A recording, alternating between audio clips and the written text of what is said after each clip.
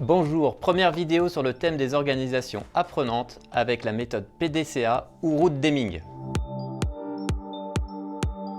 C'est une méthode d'amélioration continue en 4 étapes, Plan, Do, Check, Act, qui est répétée de façon cyclique jusqu'à l'atteinte de l'objectif. On peut l'utiliser pour améliorer un process, un produit, une organisation, etc. Il s'agit de suivre successivement 4 étapes, puis de réitérer.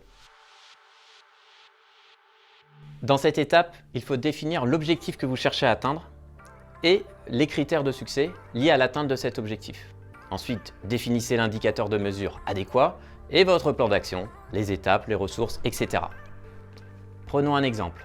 Vous vous êtes fixé cet objectif d'améliorer le retour sur le temps investi dans vos réunions.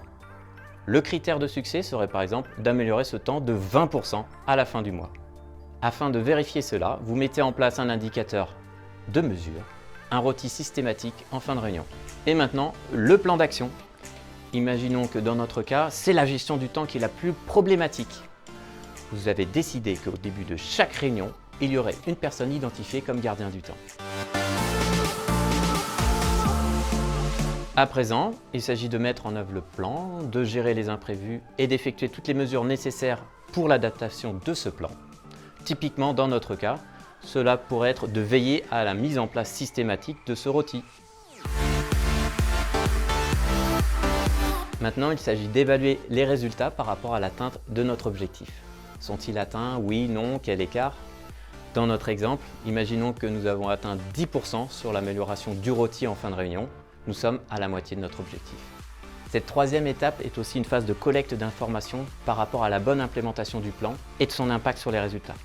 Dans notre exemple, est-ce qu'un gardien du temps a été systématiquement identifié en début de réunion?